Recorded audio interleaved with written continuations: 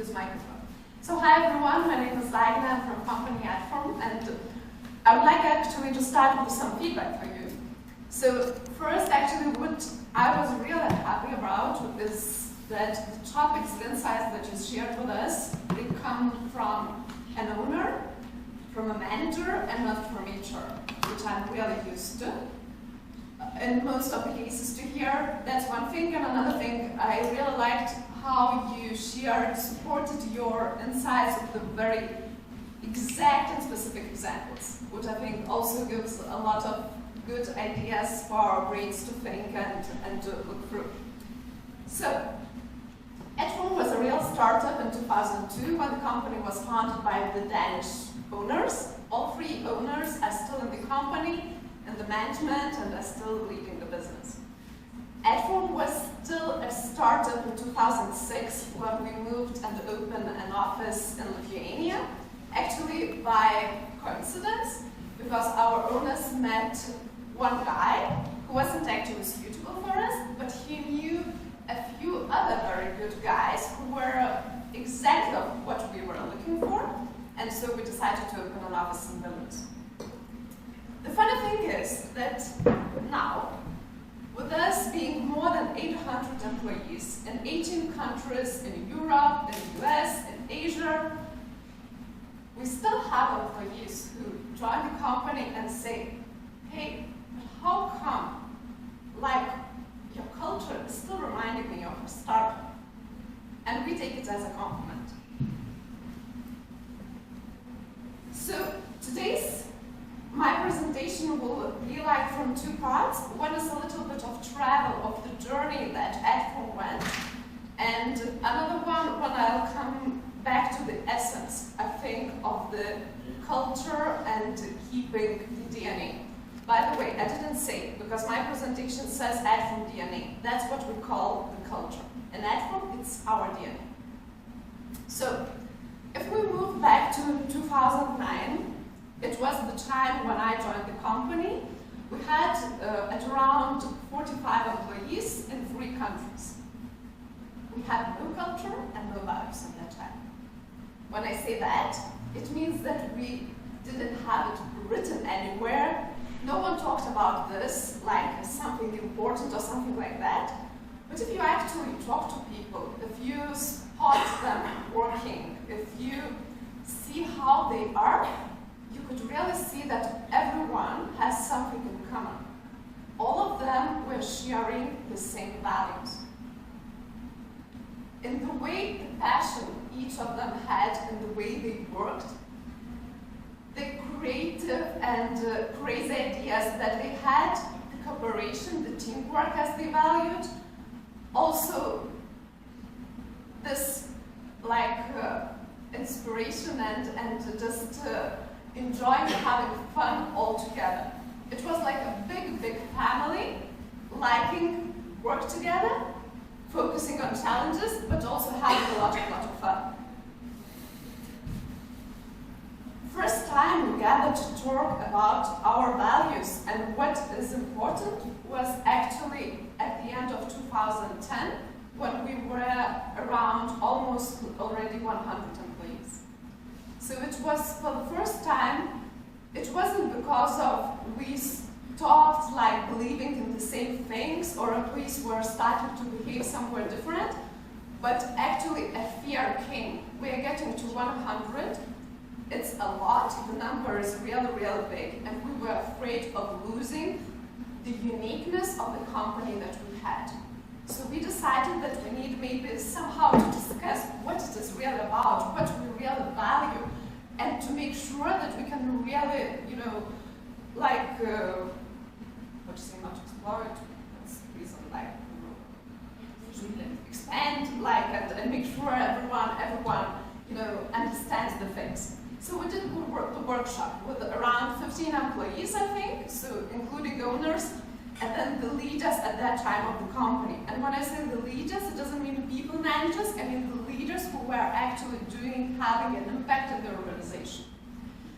We worked in small groups, then in a big group, and we came up with 3 values. Ownership mindset, open, informal, and dynamic, and team results first. talking about the culture, it's always this question. What is culture? Is it who we are, or is it who we want to be?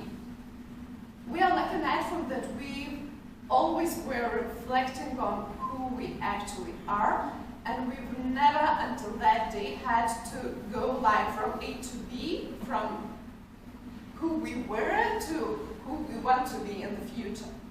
So for us, it was just having a discussion in a group and really spotting the main things, what it is about, so that it was easier then to know all the others know for us.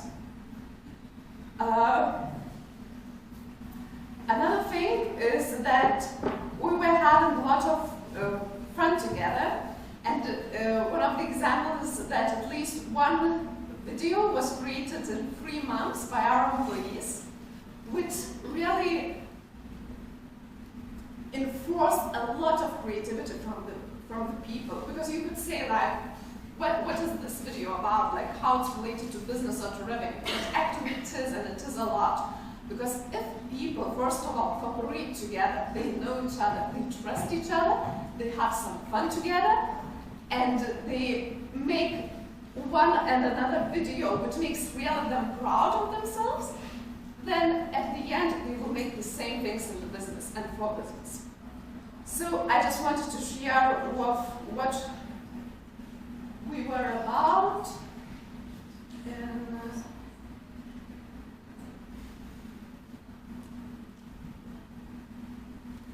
some years.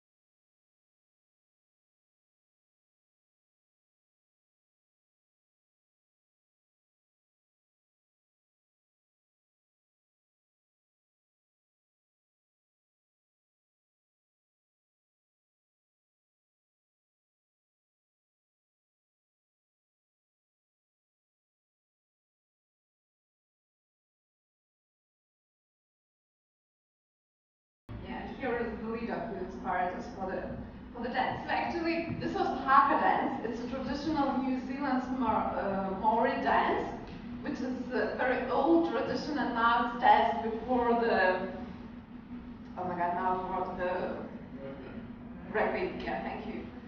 So this is one of the many videos that we created, but the ones which inspired us, because we are the ones for challenges. We are the ones for doing crazy things, and we are the ones for experimenting. And we like to do this a lot in our company.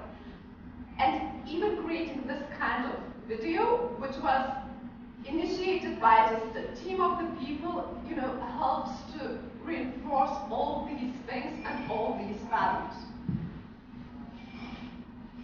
When we grew up to 314, it was the beginning of 2014, it was another doorstep for us as a company.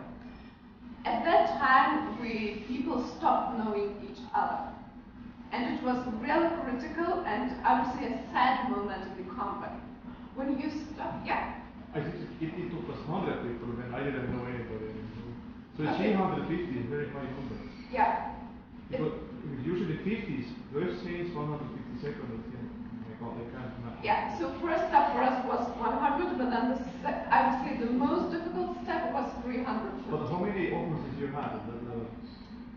At that time, I don't want to mistake, but I think like around 7, it could be.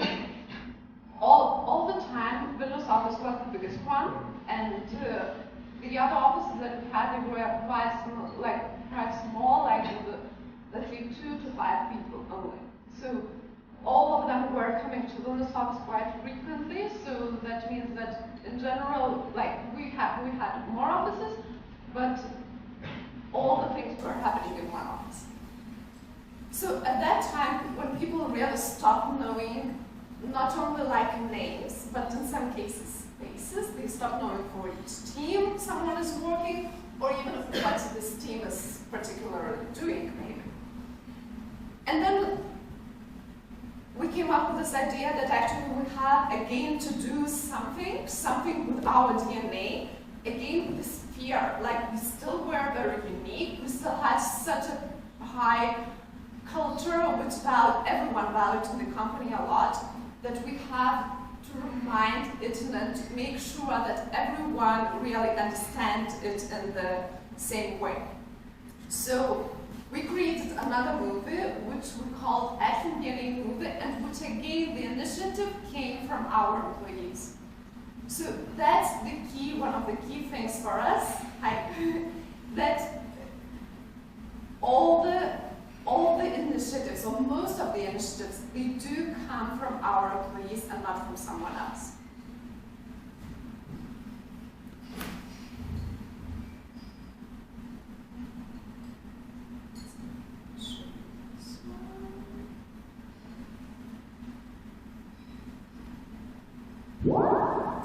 The Adform Odyssey. Let's take a look at some families you may have admired during the years. Remember the Flintstones, the Addams Family, the Simpsons, or the Sopranos. Here is another family you may not know yet. It's Adform. This family's strength lies in its talent to create the desired software, turning precious lines of code into value. They are on a mission to get more members into the clan and continue designing outstanding products. In time, this family will grow exponentially, finally becoming an insanely rich and overwhelming black hole. But that will happen in some billion years. For now, let's meet a statistical unit of this clan, an average Adformer. It consists of 63% male and 37% female, with an average age of 29. 36% wear Crocs or puffy slippers in the office. 52% of members challenge themselves to football and 11% to dance. 66% prefer dogs to cats, although 99% agree that cat videos on the internet are way funnier. Meow. Today, the family has hundreds of individuals around, but a decade ago there were only 3. The Holy Trinity and the godfathers of the company, Gustav, Jakob and Stefan from Denmark. They found a gap in the online advertising business and started serving spectacular banners, as well as gathering the statistics. This victorious idea accelerated and attracted followers from all over Europe. Programmers, traffickers, DJs, hipsters, fishermen, and sales guys. It turned into being a passion and a crusade. You can bet that together they could create anything. And it's not the primitive neon gift banners they offer. Adform products are far more exciting. The banner-serving platform has evolved into a giant friendly system, which is like a Godzilla-sized seal pipe, covered with honey and sugar glazed on top. Our rich media solutions can slide and glide, roll and crawl, go on the top and the bottom, and make the ads unmissable. It's a contemporary art as beautiful as a Norwegian fjord or a tear of a bride. When the internet speed outran pigeons, buying banner impressions in real time became the next big bang. Imagine an enormous number This number of bids can be handled per second by Adform platform. Can you imagine a Sotheby's auctioneer smashing the hammer that often? Our real-time bidding is as fast as skydiving Baumgartner, as fast as an overclocked skating mouse or a spaceship that has not yet been invented.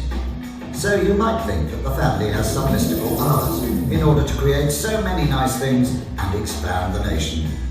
But the main drive and ability they have is to simply act in groups, share ideas, even the most crazy ones, keep learning and never forget to have fun in between. And their journey to conquer the world can even hit the speed of light. Well, the mission is told. They are about to rule it all.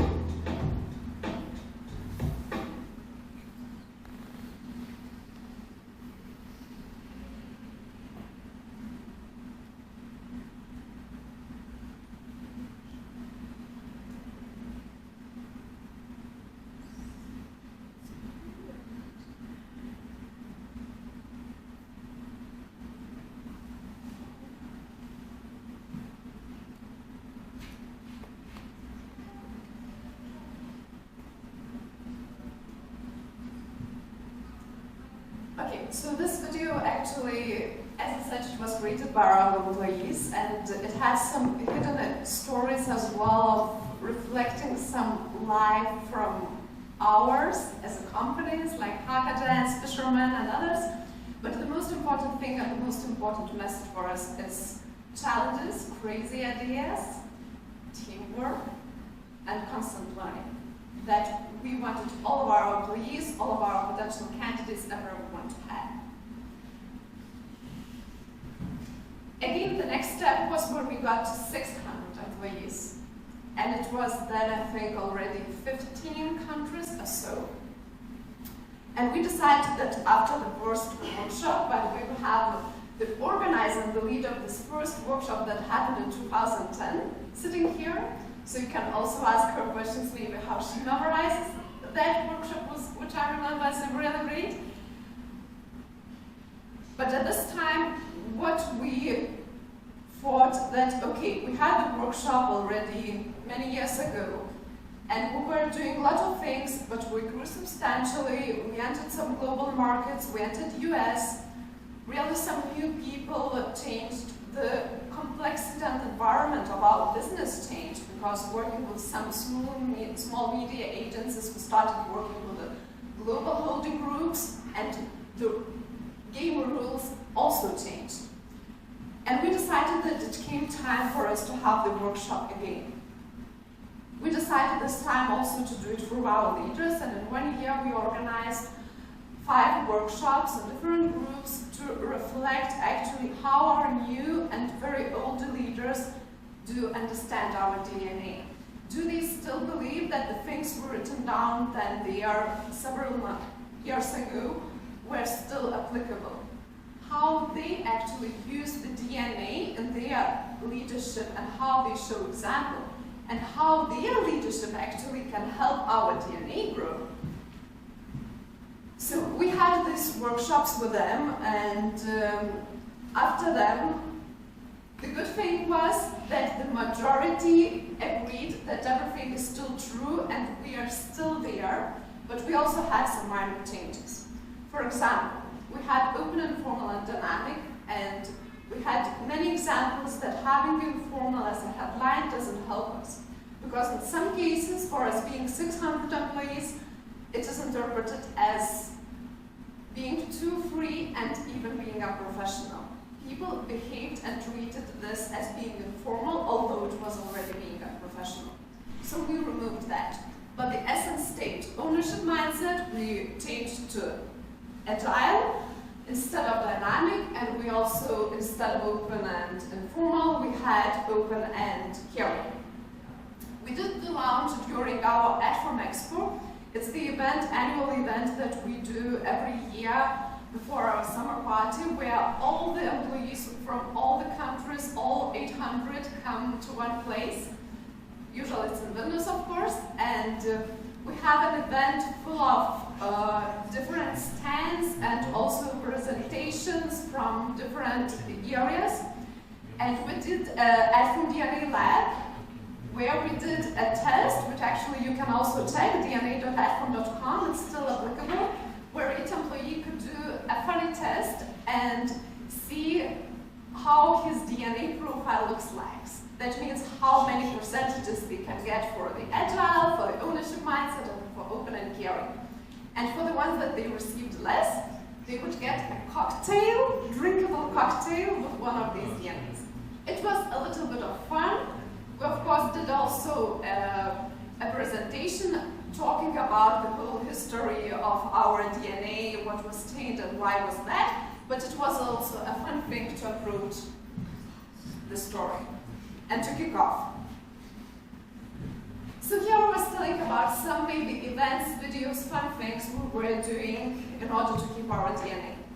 But actually, none of this would work, and I would never stand here and would say that we still have the DNA, if not the essence. And the essence and the real trick, which I really believe, is actually that you have to incorporate your DNA in your everyday life. So it reflects very much on what Ragnar was telling us before. Starting with recruitment and ending with the exit, you have first of all to take your DNA into consideration. So the most critical part, and I want to expand here, as I think we had a really great presentation with very detailed examples, but we always say attitude over experience. So for the recruitment, for the attracting, for the hiring part, we always check DNA, and only then all the other parts come. For the onboarding process, the same. From small things like meeting with a nice gift, from having DNA workshop and talking about the importance and what it is, what's about, and etc., with owners, video and greetings from owners, to the presenting all the processes that are and which also have DNA part inside. Communication, which is another key topic, not only for HR, but I believe for each and every person. We have financial webinars which we do every month because we transparently and openly share with all the employees our financial data. How we are doing, in which markets we are okay, in which not, how our project is doing, what are the plans. Every second month, we organize all raised hands, where every employee can ask whatever question they want, whatever person they want. Usually these questions come to our C-level or HR or someone else, but everyone can ask every question they want, and it is publicly broadcasted to everyone. Every quarter, we do all hands meetings, where we gather also, we do them in Vilnius, so twice per year we gather all employees, and other times it's just Vilnius, Kaunas, and then it's broadcasted to all the other countries. We do presentations about, from different departments, it can be marketing, sales, development, HR, or anyone else, how we are doing, what are the trends, what are the news, what we expect for the next year, some nice and cool videos created by our employees, some awards that we give, and other fun stuff. And conferences, it's another tool and way of doing meetings which we really like. Are you familiar with a conference? What it's about? I see many. So if someone doesn't know, so just come and I'll tell later on. For the people review process, we do collaborations in our company as we are a big company. The first thing we evaluate employees is Adform DNA. And does the employee has Adform DNA? And if we see we are open, that really is. Everyone can talk to everyone, including also our CEO, who's still participating in our daily life, who likes to go and talk with everyone, participate, like here at the, you can see during Adform Expo, he was actually the whole day making juices for our employees. We also see best idea wins, and it doesn't matter who you are and which position you work. If you have arguments, if you have a good idea, just come and share. Write it on Skype, come to talk face to face, write an email. We also have hackathons that we organize where employees can implement the ideas there. We also have project management cops, so-called, which drive and take responsibility and care of different kind of projects which are not directly business related, product related, but actually helps to improve all of our lives a lot. For example, parking sharing system. Usually companies do like parking slots. So what we did, we created an app where if I know I will be on vacation, sick, or etc., I can share my parking slot with the ones who don't have a parking place. Random lunch is another way that we still try to keep cooperation, because we still believe, even with 800 employees company, if people know each other, if they know not only the name but something more about the employee, business challenges will be solved much quicker and much easier. So we organize random lunch. Twice a week, random people are invited from different departments for a lunch, which is paid by the company, and they go just together and meet each other and find about themselves. Friday pubs, something also that actually came from idea from one of our owners, but every month we have Friday pubs, so every time different topic organized by our employees. The role of leaders is a key here, because they perform as, first of all, role models for everyone. And here is a very, very important part, and I think also for the startups, for you to know, because sometimes, and when we work with the leaders and during workshops, it's really an eye-opening for them, because sometimes they really don't think of how many followers they do have, and how many people they impact with their one or another behavior, one or another example.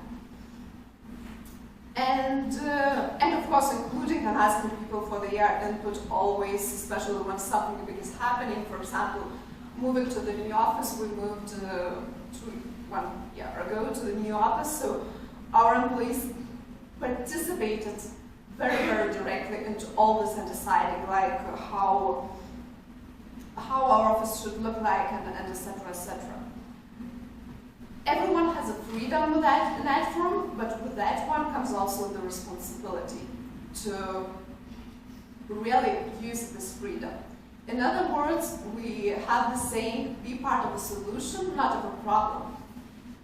Because we have hundreds or even thousands of challenges, but then you can always decide in which part you are. You are the one who's always seeing the problem, or you are the one who's helping to solve them and focus on the solution part. Feedback, also something that was talked a lot, is critical part for us as well. What we are doing in terms of feedback, and on top of what we heard before, is that we put more focus on seeking for feedback rather than giving for feedback. Because it's actually the benefits from the feedback come if the receiver is the one who wants to hear the feedback and accepts that. And what we also do, that feedback in Adform is collected not by employees, not by managers, sorry, but by employees themselves in different kind of ways. Experiments, so we really like to experiment things, to try things, because we believe that not everything you can analyze. It doesn't mean that we like do it like crazy. Of course, we count and think and analyze and etc. But overall, we let people do mistakes. Yeah, also very similar, as you mentioned, the different budgets for office improvements, team buildings, offsites, and all these things. And for the end, where I began, we are extremely lucky actually to have similar owners in our company which still are in the business and who actually support and are the first role models for what I'm talking about. So the very last and very short, just recently. Hi, we're the three founders of Adform. I'm Gustav. I work mainly with product strategy and in general work across the company on a number of different things. The main reason I think Adform is a great place to be is that we are such an open company. People speak freely with each other. We're informal. Anyone can go speak to anyone. And I often have people come up to me suggesting new things or telling me something that doesn't work. I think that's extremely valuable. But also, people really care about each other. Right? We want everyone to feel good. We want to work collaboratively with people. So these are the main reasons I think Adform is a great place to work. I work a lot with business development. those are the things that are really important in order to drive good business development. Hi, I'm Stefan. I work mainly with product development, so I work very closely with all the product guys on driving the products. What I love about Adform is that we have a lot of ownership, we have a lot of trust, so people are really driving their own products, and I really love that the people are so engaged and have this ownership mindset. So that's it from my side. So if you have any questions, you're very welcome.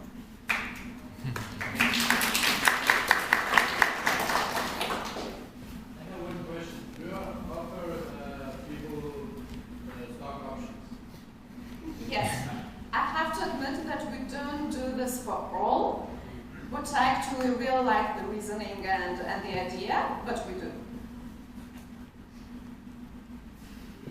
Okay, Yeah, we do have, but not for all and every 8 months. I have a question. Okay, it's for both of you, I believe. So I believe Adform has not this problem. The CEOs and owners are great, but sometimes, especially big companies, have the situation, encounter the situation when HR person is something like you, and they are motivated, they are engaged, they understand these things we're speaking to them about.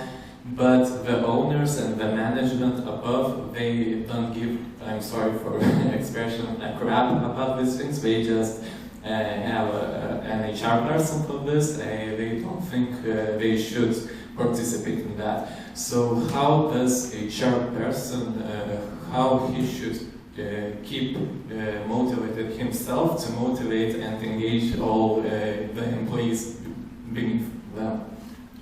Actually, this is so good questions that let's start with the panel, because things that you can also reply to that. So I'm just going to move chairs here because so we can just, because we have standing already so long, and two more. So because now also we'll join person from the Vinted. I think today everybody should know the most funded, I would say, yeah, this famous startup. And this is the first question, very good question. You have bad, and maybe I can start, I had this similar question in Berlin, basically. How you can fire a CEO was the question, basically. This is what you ask. And I can say that, it's, we have, by the way, what happened I can very, privately tell you, we changed CEO, by the way. So one moment, Pipedrive hired CEO from US, and as we are doing to send this service, there was anonymously more and more information said New York guys don't care. Said people were so afraid because we hired a CEO who was placed in New York, and it was not about that somebody's criminal, but we felt kind of like distraction between the values that we are forcing as a founders and the hired CEO. So, and more we are getting that, and basically owners or basically the founders step in and make the change. But I actually have seen more and more that if there are bad managers and you have any way how to deliver a message without being shot, then many times changes are happening, but not in all companies indeed, And HR is the worst situation because he or he knows the thing, because he usually is trusted and so on. So I would say that half times with the great companies, what happens? Somebody listens and maybe other times people leave. So sad to tell that. So there is I don't know any black and white answer. What you would tell? Yeah, I would agree. For Adform, I'm working for this company for 8 years already, and we had different kind of managers, and not all of them, I would say, were supporting what I'm talking about. I'm glad that they are left as well. So, with one or another conditions, but answering to your question, I think, one thing is actually you have to find a way how actually to show the impact, because it's not, only about some soft, fluffy things. It's actually so many, real arguments and numbers that you can show, and starting with, what you are able to attract, with what is your retention rate, or let's say show as you showed, like about the production or etc., productivity of the employees and etc. So they are because what usually some managers don't want to listen. They don't want to listen to these, fluffy, soft stories and etc. So very often I must admit that it's also a problem of HR people actually of not being able to show the importance of the things rather than, the managers. Sometimes it can be that it's a problem really of the managers who really don't understand, don't buy, and etc. So then, you either change the manager or you change the company. Okay, so now is the case. I have many topics, but do we have any questions? Because now we have very interesting two different companies in the States. I can take questions if you have specific to us. I can ask the one thing, what has been the biggest mistakes, what you have done in the HR, and how did you fix the shit, or how does it tell it? Because I can tell, okay, I think that what we did was we hired some senior manager too fast, and this mess that this person did was huge. We suffered on that I don't know, so many months. And the reason was exactly too fast hiring, because we was pushed. We had investors who said you need to hire very fast, this position and that position. It's okay, let's do it, And this was and it was not the CEO or something, but it was some very high manager, and this person was wow, he wanted to do so many things. He was a great salesperson, but the result was so low. So, and we kind of stepped back and said, guys, we have rules, how we hire, and just let's stick to that. Let's not just don't rush it up, And for me personally, the toughest thing ever has been hiring people in the US. Honestly, because I kind of can open Nordic people. I kind of say, we have also at least few Lithuanians in the office. Opening up US people, which are heavily selling all the time. So good in selling was how you can open up into human level. So this has been my mistake. Yes, very good question, and where to start? The first idea is where to start, because I believe just if you're working in startups, so it's every day that you are learning something that you shouldn't have done before. And I worked at Vinted for 5 years, so every year I look back and look at myself and think, okay, that was junior. So I don't know, in my point of view, I read lots of articles and blog posts and listen to many conference talks, and it's always inspiring. My point of view, my learning is that everything you hear actually on these kind of events, you read on the books, you read it and you nod your head and you think, yeah, that's right, people management, important, HR, important, culture, very important. So the biggest challenge, I think, is to actually start doing it and to actually start making a change. And because I just can see that I can repeat many lessons you already know. For example, don't copy-paste culture or any kind of stuff from other organizations because your organization is unique. Check. Hire good people and leave them alone, they will do the work. Check. And maybe many other things you read about organizations. So I think that the difference is when you experience it yourself, do you take action or not, and when do you do it? So, yeah, so I was thinking, there were so many mistakes actually, but I think the ones that had the biggest impact and the most hurting ones were definitely related to hiring the wrong people.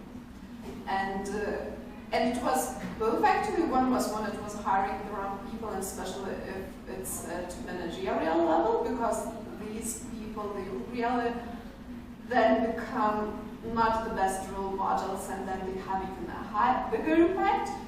Or another one, which we really experience, is when you also have a big push from the owners to hire quicker, faster, we need more.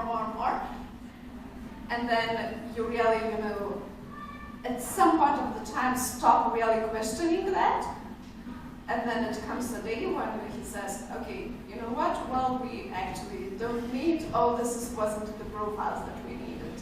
And we experienced that once, but we had to say goodbye to 7 employees, and we really had the consequences for that for more than a year.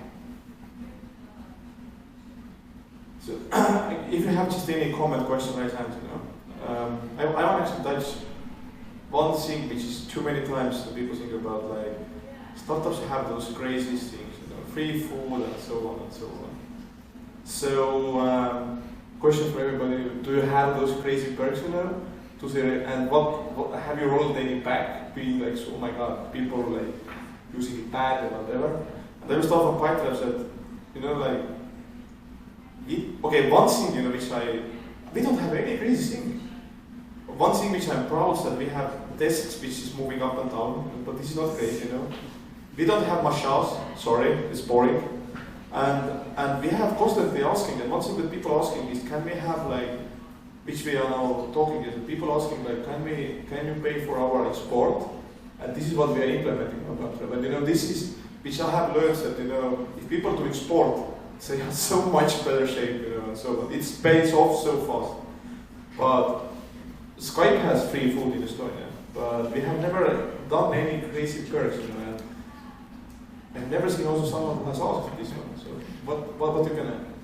So I really liked your idea when somebody asked what to do when you are a very small company, and you said no fancy things. So that was the same at Vinted, and and just like Agne said, with every headcount increase and milestone you have in your organization, things change. So in the very small company, the most important thing is the drive and hiring the right people. Everything was already covered, and the internal drive and internal charisma and atmosphere in the team pays off everything. Right now we have fancy stuff, if we can call it. We do not position it as the main attractor, and I don't believe that in this world it can be an attractor or one of the key elements why we join the company. It's something convenient to have, sports or snacks, so you can fill up fill in the energy and or even meet somebody near the fridge. So I think I can tell one story. We have now lunch cafeteria integrated in our office, and when we were 20 people, even 90% of the time we were going out to have lunch together, and that was the time where we all knew each other and we were talking a lot and everything. And with the growth of company, everybody started to go lunch with their teams, and nobody was trying to mix things a lot proactively. So now when we have our internal cafeteria, just like I know you do, so it's again back to socializing and way more opportunities to mix up with other people. So we have these kind of things. So we do have some of them as well, but I would say that the majority, they just do work as some kind of DNA, factors that they just, help people's life make easier, or just, if we wouldn't have them, so then they would start maybe, complaining or feeling uncomfortable or something like that, but it isn't that they really add something additional, or it's because why people join or why people stay in the company. These are definitely not the reasons. So maybe just to mention just several that I think really work and are really great. So the random lunch that I mentioned, people really love it. It's, getting acquainted with people from other departments, knowing what they are doing, what it's about, and etc. It really helps a lot. Kudos is another thing that helps a lot. So kudos is just, short thank you messages we write to each other to say thank you and add a small gift paid by the company, but you don't need any kind of approvals or anything like that. Just, each employee can give for wherever they want. So which people really appreciate, and even our clients who come and visit then afterwards also write kudos to our employees, which really works hard. I think team building is something really important, and I would really think that the investment really is good because, again, this knowing each other, knowing, not only on professional life but on personal life really helps to solve so many problems. And especially we encourage doing them, also including that sometimes just the team, but also including teams from other departments or other countries. Yes, great. Yeah, I heard that about your Pipedrive fast hiring process. And I heard that you're doing that in one day, like, 4 or 5 interviews. How do you decide to do that in that way, like in one day? Actually, it depends if we fly somebody to Estonia from the Ukraine. And one thing, it depends. We have first interview by Skype usually, like just touching that really this person knows this thing. But having this thing in one day saves time really. And we never know. Sometimes it finishes group interview into the team which they go. So it's not so fixed. But yeah, many times we have done like somebody goes to the company, they spend 3 hours, like really like first, second, third interview. But usually the final interview, because our founding CEO is based in California, it's not Italian office, so it's not part. But yeah, like basically in the hiring, the speed is key. I have heard so many stories that some talented person was deciding to leave, and they received so many offers. And one of the things which sometimes they have, it's too slow. Like if you can't decide in 2-3 weeks, it's in the great talent it's due to slow speed. So that's why we have done it many times. That just speed it up. Decide yes or no, whatever. More, but indeed it's need more like resources. Every day from here and back. One question. You mentioned it, but in your team, it's very important for people to feel that they are important. They feel that if they do something, they will be awarded. Do you have any, let's say, system of these rewards? How you awarding them? For example, they reach their plan, they reach outstanding results, and something like this. Maybe start and then you can join. We have options.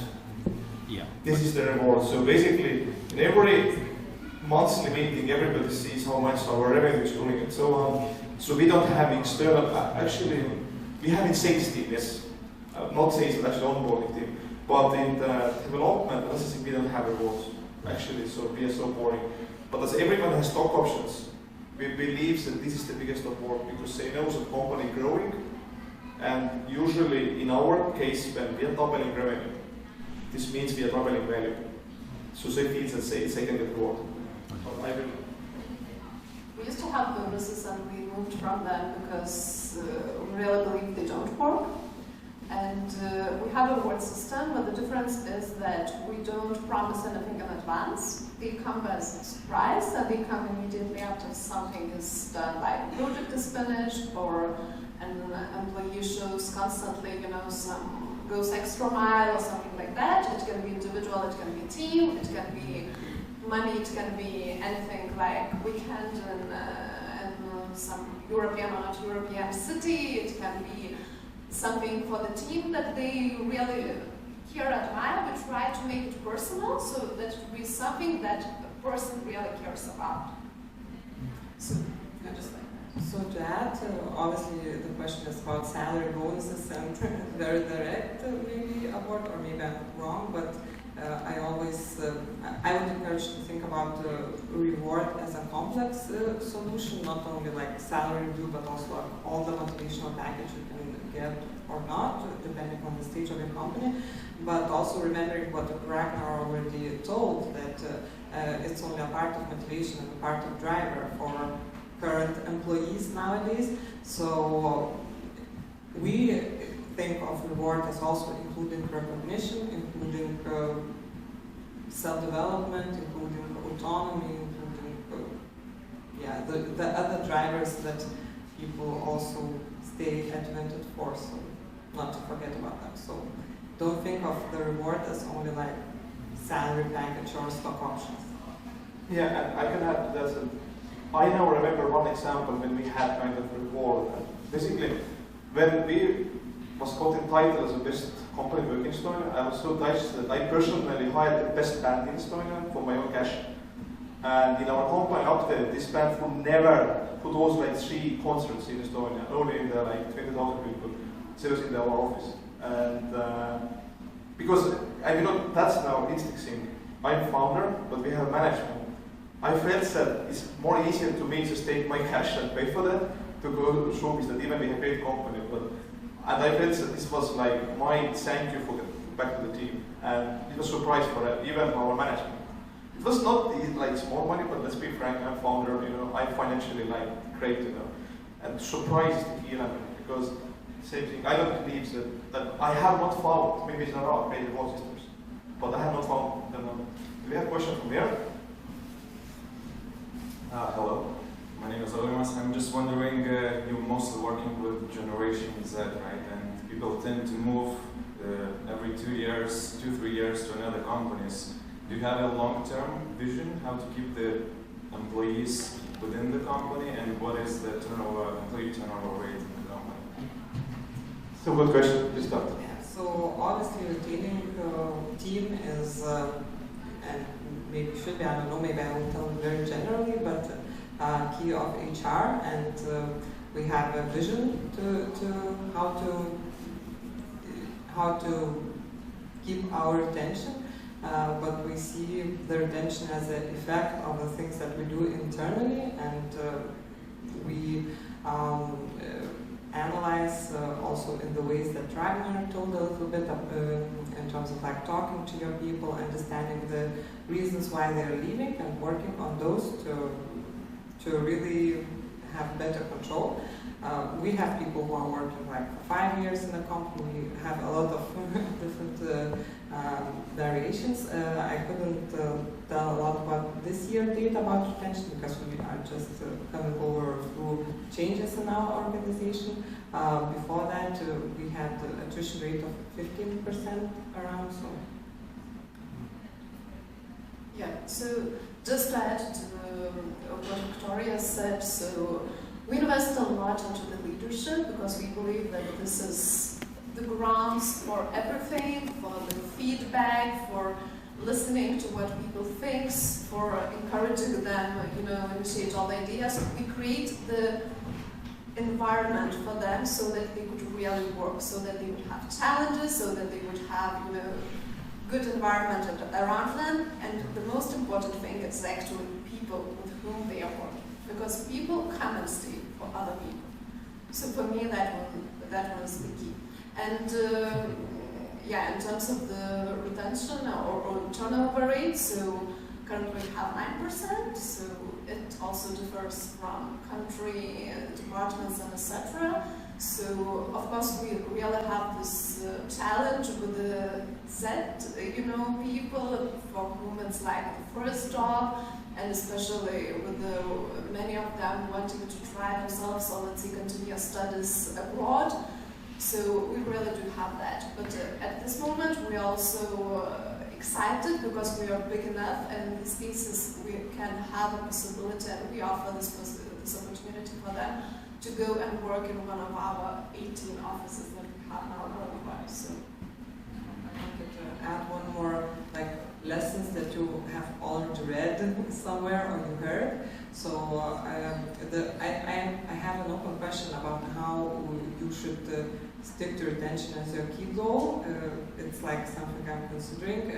Obviously, as I mentioned, retention should be your strategical goal, but as I mentioned, as you read many times, it's the best to have when person and company is on the same page. And it happens, we all change as people, we evolve, and it's very normal that some of them leave, and you should also make a decision when you need to let go and not to stick to the situation where it's not possible to make a collaboration.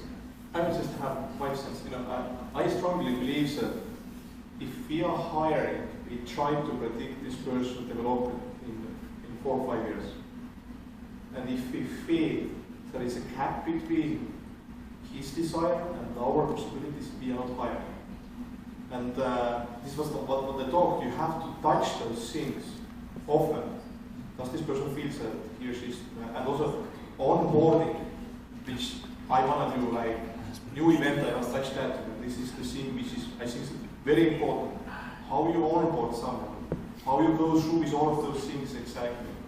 So I don't know that this percentage, because clearly it's small, but what we have seen is that in the support, we have people join it and they want to grow. So usually what exactly happens that people join support that they don't want to do it like all life.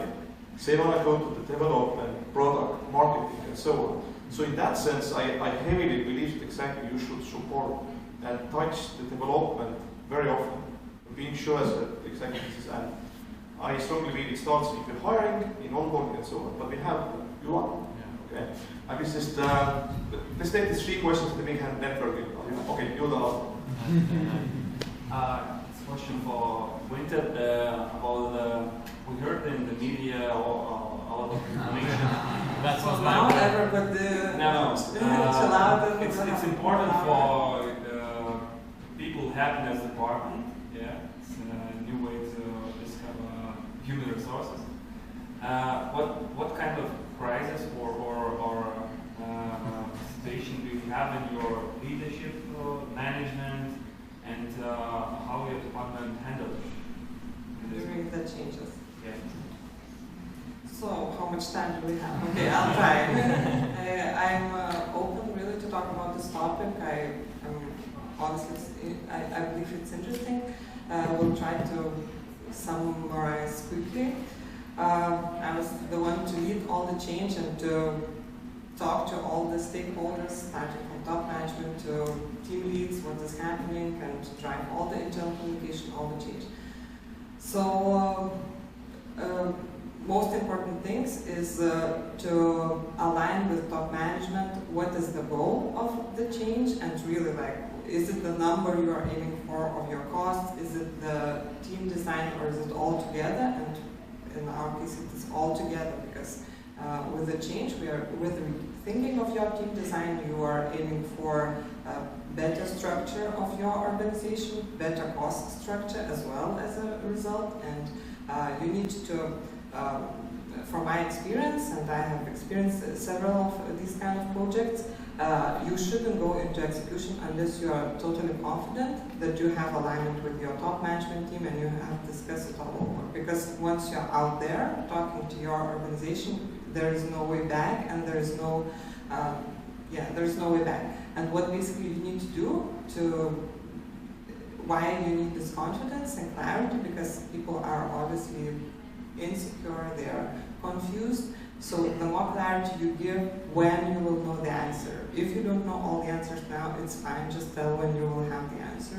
And if you can go to the reorganization with the answers of what kind of team design we will have, what kind of values do we still believe it or no, or what will change in our organization for real, and then show the delivery, starting from top management, then it will be, then you can recreate belief that we know what we're doing and this change was necessary. So the more two things, so to start the change only when you have confidence, and when you're doing it to have as much clarity and as much information to people as you can. So I'm really, one last sentence then, I'm really happy that surprisingly to me, the change at Vinted was accepted by our people, even those who left, who stayed. Everybody understands why do we need to do this, so it's one good achievement. We said goodbyes to all the people in, I believe, people way. This was my responsibility, and I had to make sure that this is how we execute. And I am aware that these people are well evaluated in the market, and they have no problem to find the adventures and challenges. So, yeah. And actually, she promised to have a special talk about that in the first round. Yeah, we were discussing Yes. that I could present more, but I'm sorry. Yeah, no. It's too much.